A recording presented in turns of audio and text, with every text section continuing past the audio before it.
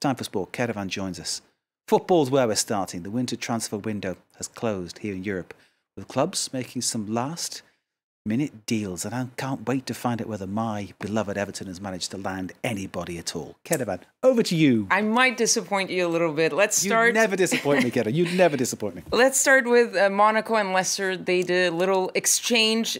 Adrien Silva heading to Monaco, while Youri Tielemans is headed to the Foxes, both on loans till the end of the season. Earlier in the day, Newcastle broke their transfer record, shelling out 24 million euros for Miguel Almiron, one of the best players in Major League Soccer, who helped Atlanta win the MLS Cup for the first time last season. Meanwhile, Manchester United have reportedly reached an agreement with China's Shandong Luneng for the transfer of Belgium midfielder Marwan Fellaini, but the deal could still drag on a little bit longer because the transfer market in China is open until the end of February. The midfielder, who has been criticized for his inconsistency since joining the Red Devils in 2013, he's been struggling for playing time under interim manager Ole Gunnar Solskjaer. The move would put an end to more than a decade in the Premier League, which started back in 2008 when he signed for Everton.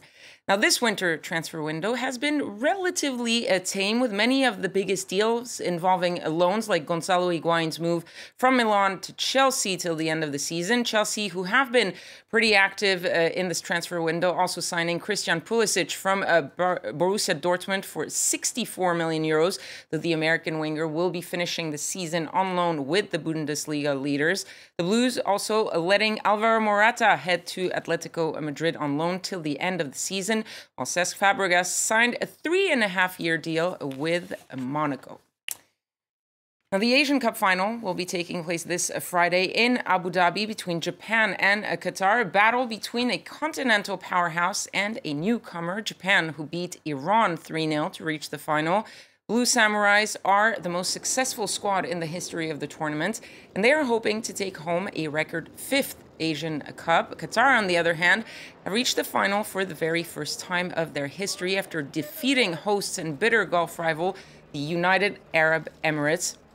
The Emiratis, who have filed a complaint over the eligibility of 2 Qatari players, Almoez Ali, the team's top scorer originally from Sudan, and Iraqi-born Bassam Al-Rawi, the Asian Confederation, currently reviewing the matter.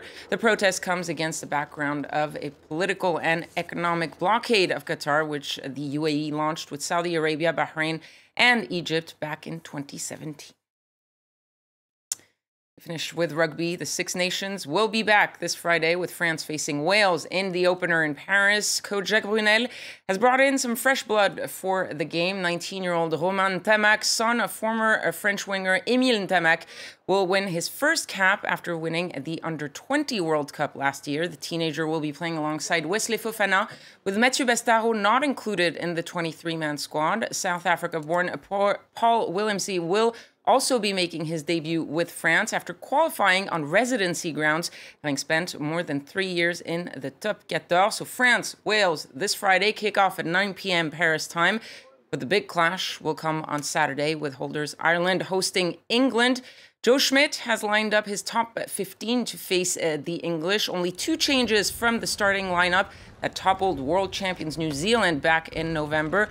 Robbie Henshaw will start his first game at fullback since his debut 6 years ago, coming in for Rob Kearney, who has been nursing an injury. While scrum half Conor Murray returns from injury, Ireland are targeting a 4th Six Nation title in 6 seasons, a feat last achieved by France over a decade ago. And they got little added motivation when England's defense coach said that the host would try to, quote, bore them into submission. Here's the answer of Ireland. I don't think for a moment that it's going to be boring. I think it's going to be incredibly exhilarating. I think it's going to be edge of the seat, because I don't think there's going to be a huge amount between the 2 teams. I've known Mitch for a long time, so it would be good to catch up with him, and then the banter can be face to face, and if there's something that needs to be said, it can be said, and it'll be said with a light-hearted bit of repartee, I would think. We'll see the answer on the pitch there. One thing that's astonishing is the 4 titles in a 6 season, and when you think that France was there 10 years ago, and how the mighty have fallen a bit.